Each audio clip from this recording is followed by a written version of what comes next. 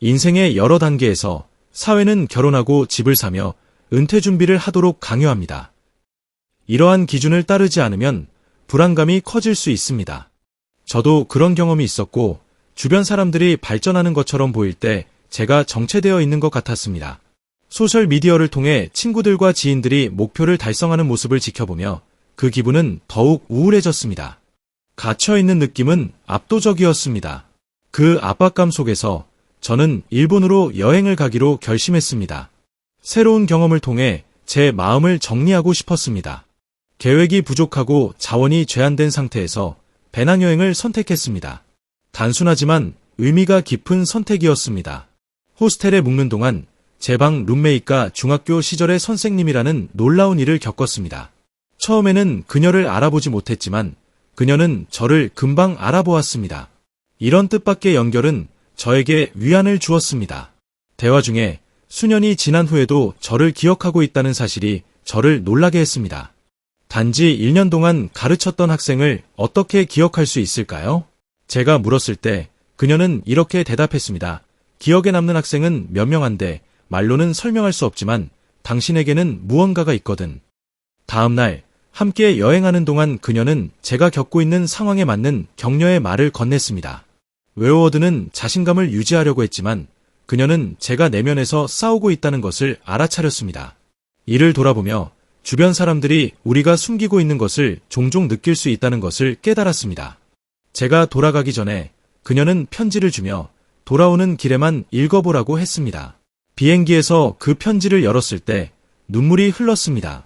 선생님의 말은 마치 새로운 삶을 주는 듯했고 제 삶에 대한 새로운 관점을 제공했습니다.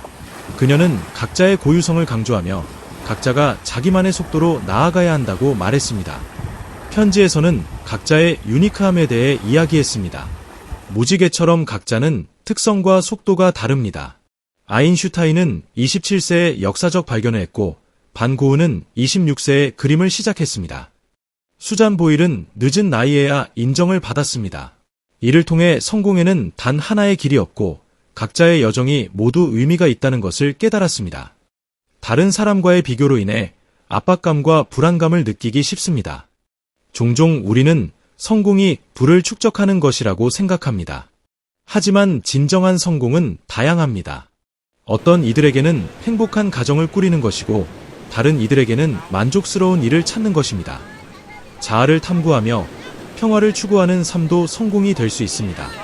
사회는 우리를 좁은 성공의 틀에 맞추려 하며 이는 불안과 불확실성을 초래합니다. 그러나 각자가 자신의 여정을 걷고 있다는 것을 받아들일 때 비교의 무게는 줄어듭니다. 진정으로 중요한 것은 우리 마음이 울리는 것을 따르는 것입니다. 외부의 인정 없이 자신이 되는 자유가 진정한 번영을 가져옵니다. 이 제한된 관점을 벗어나면 주위의 다양성을 인식할 수 있습니다. 각자의 시간에 맞춰 나아가야 한다는 것을 받아들이는 것이 중요합니다. 서두르거나 불리하게 느낄 필요는 없습니다. 우리의 내면의 빛을 인식하고 본연의 본성과 공명하는 것을 추구하는 것이 진정한 성취로 가는 길입니다. 경쟁을 벌이면 비교의 고통이 사라집니다. 각자의 삶은 그 자체로 가치가 있습니다.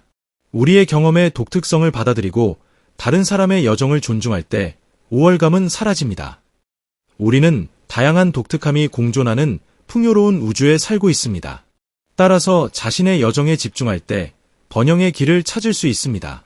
옆을 바라보지 말고 자신의 발전과 성장을 향해 나아가세요.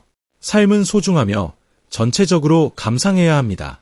자유롭게 살 수 있을 때 행복은 더욱 가까워집니다. 기억하세요. 인생에는 옳고 그름이 없습니다. 각자의 길은 독특하며 존중받아야 합니다.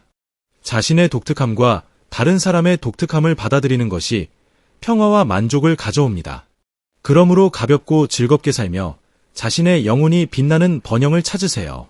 진정으로 중요한 것은 당신의 마음이 빛나는 길을 따르는 것이며 모든 이가 자신의 여정을 따라가고 있다는 것을 인식하는 것입니다.